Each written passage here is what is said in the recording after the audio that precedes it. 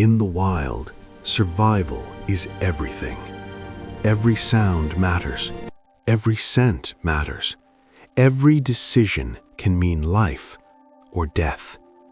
And on one quiet morning, deep in the African savannah, a man would come face to face with one of nature's most feared predators. But what happened next was something he would never forget. Because this was not just a rescue. This was a story of pain, instinct, family, and a bond that formed in the space between fear and mercy. This is the story of the lion that refused to walk away. The sun had barely begun to rise over the horizon when Aries stepped out of his small home on the edge of the savannah. The air was cold, the grass was still wet with morning dew, and a quiet mist drifted low across the open land. This was a world Aries knew well. He had walked these plains since childhood. He knew the hidden paths between the tall grass. He knew where the antelope gathered at dawn, where jackals roamed at night, and where lions often passed in silence before sunrise. But this morning felt different. For days, something had been wrong. The birds had been restless. The monkeys had gone strangely quiet in the evenings. The antelope herds had shifted farther away from their usual grazing grounds. And the night before, a nearby herdsman had brought troubling news. Poachers had returned. Not with guns this time, but with traps. Steel traps. The kind designed not just to injure, but to hold. The kind that did not care what they caught. A lion, a leopard, a hyena, even a human being. Aries had heard enough stories to know what those traps could do. So before sunrise, he set out alone, hoping he was not already too late. As he walked north across the plains, the land slowly awakened around him. Birds called from the acacia trees, a distant herd moved through the grass, and somewhere far off, a hyena laughed once, then fell silent. Aries lowered his eyes to the ground, reading the earth the way others might read a map. And then he saw them. Tracks. Large tracks. Fresh lion prints pressed into the soft dirt. He crouched down immediately. The edges were sharp. The lion had passed through recently. But something was wrong. One of the hind tracks dragged slightly behind the others. Uneven, heavy, as if the animal had been injured. Aries stood slowly. Now he followed with greater urgency. The tracks led through a stretch of tall yellow grass, then toward a rocky patch near a shallow ravine. And then he heard it. A low sound. Deep, rough, painful. Not a roar. Not yet. Just a strained, breath-heavy growl from a creature trying to endure something unbearable. Aries froze for a moment. Even the wind seemed to stop. Then the sound came again. He moved forward carefully, parting a wall of thorny brush, and what he saw on the other side stopped him cold. A lion, a full-grown male, massive, powerful, covered in dust, and trapped. Its foreleg was crushed inside a rusted steel trap anchored to a heavy chain buried in the earth. The jaws of the trap had clamped deep into the flesh above the paw. Blood had soaked into the dirt beneath him. Flies crawled around the wound, and every time the lion tried to move, the chain tightened and the metal tore deeper. The lion lifted his head and locked eyes with Aries. Golden eyes, burning with pain, fear, and fury. Its lips curled back. A strained warning growl rolled up from deep in its chest. Even injured, even exhausted, it was still a lion, still capable of killing with one strike. Ariz's body told him to run. Every instinct screamed at him to back away, now. But then he looked at the leg again, at the swelling, at the blood, at the raw, desperate struggle of an animal that had likely been fighting for hours, maybe longer. And in that moment, Ariz understood something. If he walked away now, this lion would die. Maybe from blood loss, maybe from infection, maybe from the poachers returning to finish what they had started. Either way, it would die here, alone, chained, broken by human cruelty. Ariz swallowed hard. He took one step back, then another, keeping his distance. "I'm not here to hurt you," he whispered. The lion answered with a low, savage snarl. Of course it did. It had no reason to trust him. To the lion, Ariz was just another human, and humans had done this. Still, Ariz did not leave. He studied the trap from a safe angle. It was old but strong, heavy steel jaws, a tight spring, a buried anchor chain. Opening it with bare hands was impossible. He would need leverage. He backed away into the ravine and searched through fallen branches until he found two thick pieces of wood, one long and straight and the other forked and strong enough to use as a lever. Then he returned. The lion watched every movement. Its breathing was rough now. Its sides rose and fell too quickly. Before trying the trap, he did one simple thing first. He opened his canteen and slowly poured water into a shallow dip in the ground just within the lion's reach. At first, the lion only stared. Then it lowered its head, sniffed, and dragged itself forward just enough to drink. Weakly, desperately. Ariz stayed perfectly still, not because he was unafraid, but because fear had already become useless. Now there was only focus. He moved to the side of the trap, careful to stay away from the lion's front. Then, using the long branch, he tried to pry the metal spring open. Nothing. He pushed harder. The trap gave a faint metallic creak, and instantly the lion roared. A full blast of sound exploded through the ravine. Birds burst from nearby trees, dust rose from the ground, and Ariz nearly lost his grip. The lion thrashed in pain. The chain rattled violently, and for one terrible second, Ariz thought he had only made it worse. Fresh blood streamed down the animal's leg. He stepped back, breathing hard. This was madness. He was one man, unarmed, alone, trying to free a wild lion from a poacher's trap with two broken pieces of wood. Yet he still did not leave, because something in the lion's eyes had changed. There was rage there, yes, there was terror, but there was also exhaustion, and beneath all of it, something else, a refusal to give up. So Ariz tried again. This time he worked on the chain first. It had wrapped tightly around a half-buried rock during the lion's struggle, twisting the animal's body at a painful angle. Using his hands and staff, he dug at dirt around the stone until it finally shifted. The chain loosened. The lion could breathe easier now, just slightly.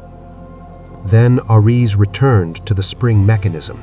He wedged the forked branch beneath the trap's tension arm. He braced one end against a stone, and with both hands gripping the wood, he pushed down with all the strength he had. His shoulders burned, his arms shook, sweat rolled down his face. The branch bent under pressure. And then, the trap moved. Just a little. Ariz shoved a second stick between the jaws to keep them apart. The lion sensed the opening. Its muscles tightened, its chest rose. Ariz shouted without even thinking, "Now!" The lion yanked backward with everything it left, and suddenly the leg tore free. The trap slammed shut with a sharp, violent crack. Ariz fell backward into the dirt. The lion stumbled sideways, then spun towards him. For one suspended moment, both of them were frozen.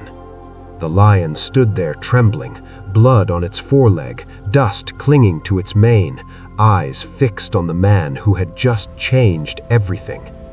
Aries could not run, not now. If the lion chose to attack, it would be over in seconds. So he stayed still. The lion stared at him. Its jaws parted slightly, its chest heaved. Then something unexpected happened. It did not charge. It did not roar again. It did not run. It simply stood there, free, but refusing to walk away. At first, Aries thought the lion was too weak to move, but then he noticed something strange. The lion kept glancing towards a dense patch of thorn scrub just beyond the rocks. Again and again, as if something inside the brush mattered more than its own freedom. Aries followed its gaze. At first, he saw nothing. Then he heard it. A tiny sound. A whimper. He moved closer to the thorn patch and looked inside. And there, hidden in the shade, were two lion cubs. Small, weak, frightened. One was lying flat in the dirt, barely moving. The other tried to shift, but collapsed almost immediately. They were dehydrated, exhausted, and far too young to survive alone.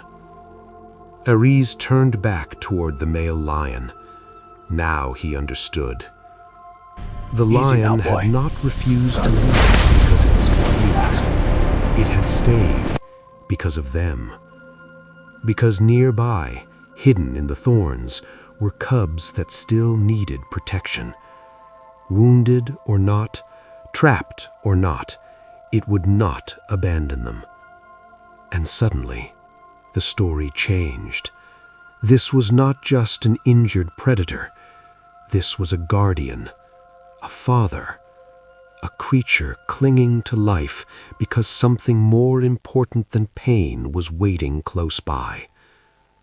Aries looked at the cubs again, then at the lion, then back at the endless open savannah around them.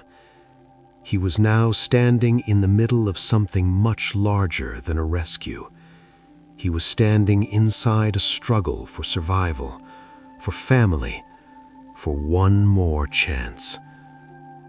Very carefully, Aries poured a little more water into his palm and reached toward the stronger cub.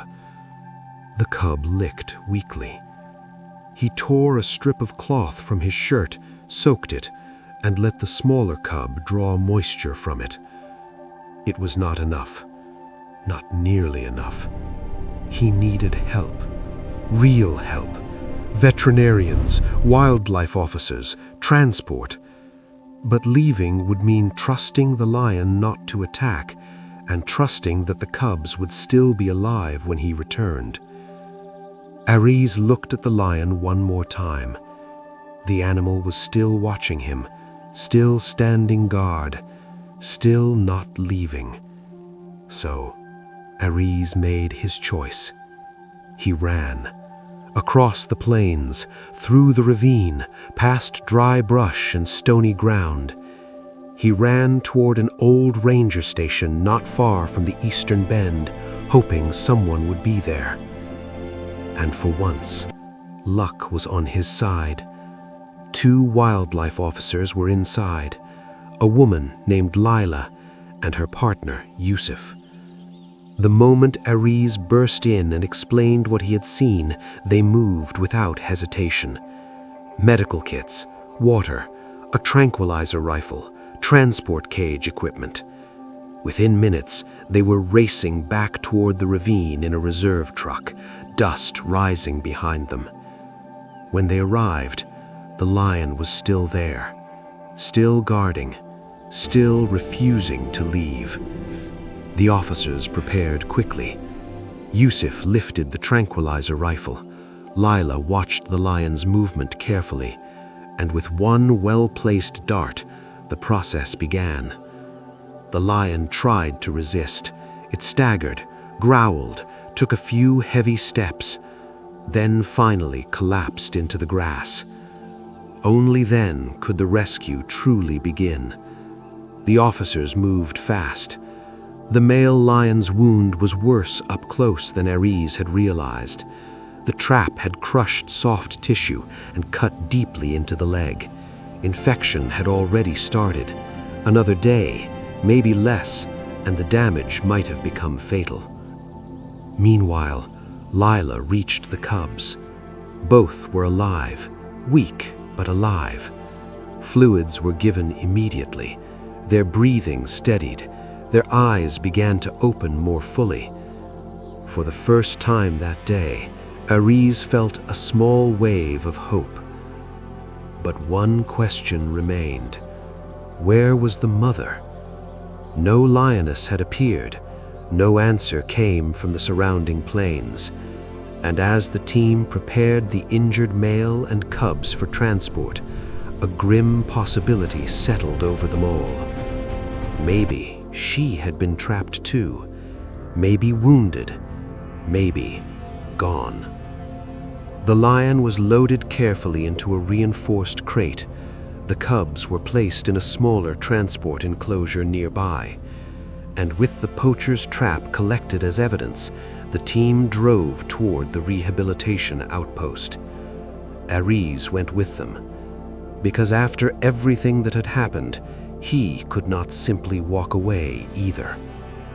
At the outpost, treatment began immediately. The male lion's leg was cleaned, bandaged, and stabilized. He was given medication, fluids, and time. The cubs were treated for dehydration and weakness. Slowly, over the next 2 days, they began to recover. And then, on the 4th day, the missing lioness was found. Alive, caught in another snare not far from the original site. She too had been injured. She too was fighting for survival. When she was brought to the outpost and heard her cubs nearby, the sound she made was deep, aching, and urgent. The lions won't last. The cubs answered instantly. There, the acacia grove ahead. Tranquilizer's ready. Even the injured male lifted his head. The family had survived. Barely, but they had survived. Over the next few days, the outpost changed from a place of emergency to a place of healing. The cubs regained strength first. They became more alert, more curious. They began to move around, paw at shadows, and nudge one another like healthy young cubs again. The lioness healed steadily, and the male lion, the one who had been found bleeding in the dirt beside a steel trap, began to stand, then to walk, then to move with strength again. Not perfectly, but enough. Every time Ares visited, the lion noticed him. The staff saw it too. No one called it friendship. That would have been foolish. Wild animals are not pets. They do not become tame because of a single act of kindness. But recognition? Yes, recognition was there. And perhaps, in some silent way, memory. Soon the day of release arrived. Before dawn, the team loaded the lion, the lioness, and the cubs into transport crates and drove them back toward protected land, far from villages and cleared of traps. The air was cold again. The sky was dark blue with the first sign of morning light rising in the east. When they reached the release site, everyone moved quietly. First, the lioness was released. She stepped into the grass and paused, testing the air, then moved forward. Next came the cubs. They stumbled out clumsily, then hurried after their mother. Wounds clean, And bandaging finally, now. The cubs are the drinking. male They're perking up. lion. The door lifted. He stepped out, slowly, One step, then another.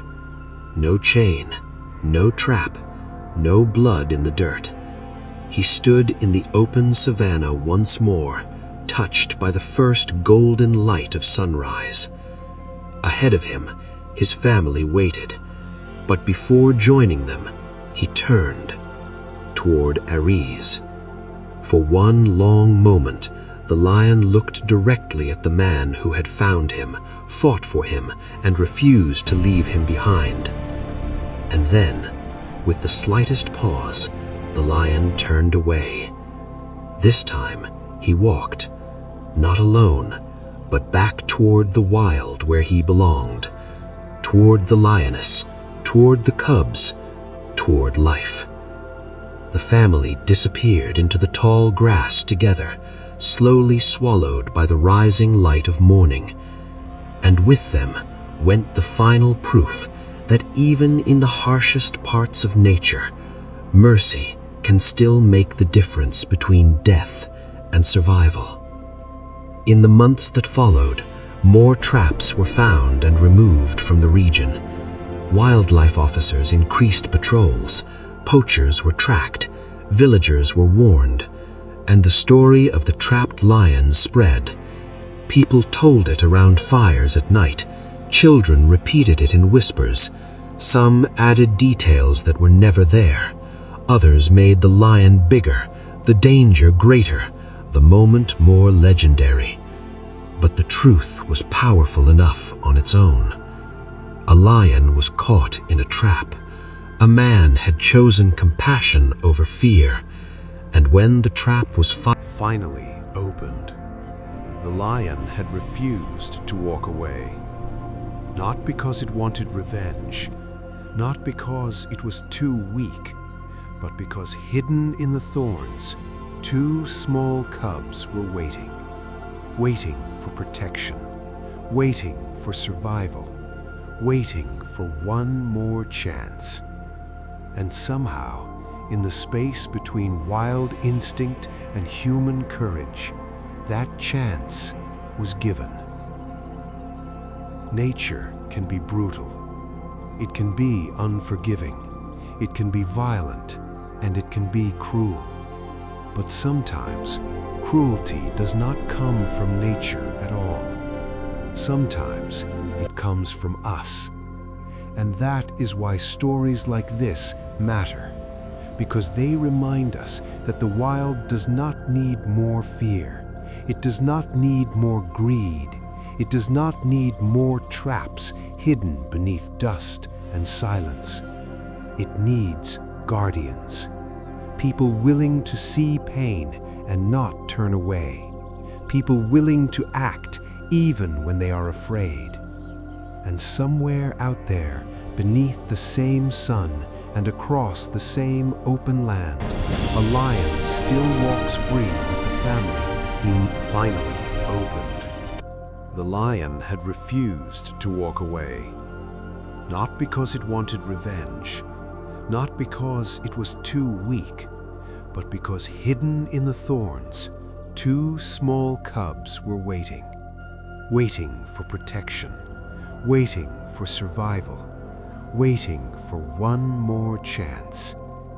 And somehow, in the space between wild instinct and human courage, that chance was given. Nature can be brutal.